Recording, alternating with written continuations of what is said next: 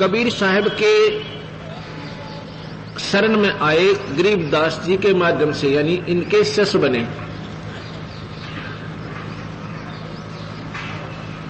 उनको एक मुकदमा चला, गरीबदास जी जा चुके थे शरीर छोड़कर, उनके ऊपर एक मुकदमा बन गया 302 का, यानी कत्ल का मुकदमा उनके ऊपर बन गया। मुकदमा चलता रहा और अंतिम तिथि आ गई कि कल, यानी अब जो तारीख लगेगी उसके ऊपर फैसला सुनाया जाएगा और 100 की 100 ये बात होगी, 100% कि सजाए मौत होगी। उनके वकील ने भी ये कह दिया कि अब बचाव का कोई साधन नहीं है। जब अपना ही वकील ये कह दे तो उसका पक्का प्रमाण होता है कि फांसी टूटना है। इस पर उसका पुत्र रोने लग जाता है, कहता पिताजी आज हमारे गुरुदेव होते तो हमें ये फांसी नहीं लगती।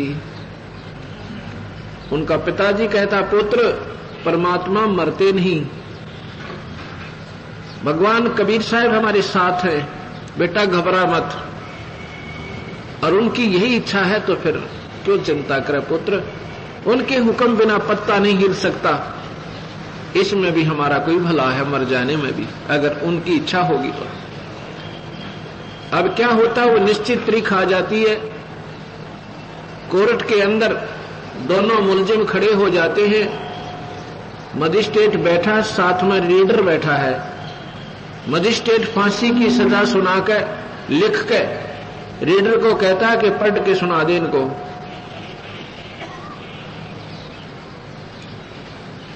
वो रीडर पढ़ के सुना रहा है।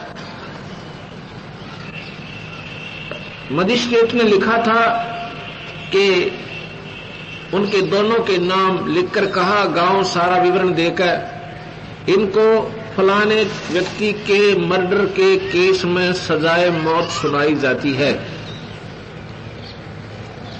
रीडर क्या पढ़ रहा है कि उन दोनों का नाम बोलकर फलाने गांव के फलाना पुत्र फलाना, फलाना पुत्र फला, इनको बाई इज्जत बरी किया जाता है।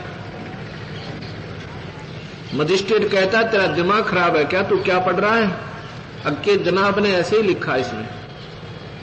उसने फिर देखा, वो कागज फाड़ दिया, अपना फैसला फाड़ दिया, दोबारा फिर लिख दिया। कहता ये कैसे लिखागा मेरे से अनजानपने में। दोबारा फिर सुनाता है। मजिस्ट्रेट लिखता है कि इनको सजाए मौत दी जाती है, रीडर पढ़ता है कि इनको बाई इज्जत बरी किया जाता है। तीसरी बार फिर पढ़ के लिखता है, तीसरी बार फिर स्वयं सुनाता है। उसके सामने अक्षर चेंज हो रहे हैं, मजिस्ट्रेट देख रहा है, उसकी आंखों के सामने वो अक्षर एकदम बदल रहे हैं। मजिस्ट्रेट ने कहा भाई तुमने किसी संत का आसरा ले रखा है कि हाँ हम कबीर भगवान के चरणों में पड़े हैं, हमारे गुरुदेव गरीबदास जी थे। कहने लगे भाई जब तुम्हें वो बरी कर रहा है तो मैं फांसी नहीं दे सकता, मेरी क्या औकात है, तुम बरी हो, बोल सतगुरुदेव की। उसी दिन से उस मजिस्ट्रेट ने अपनी नौकरी से रिजाइन कर दिया कि परमात्मा है और वो जो चाहे सो कर सकता है। कबीर भगवान में ये शक्ति है, ये कर्म के दंड काट सकता है। अन्य किसी परमात्मा में ये शक्ति नहीं है, ना ब्रह्मा में, ना विष्णु में, ना शिव में, और ना ही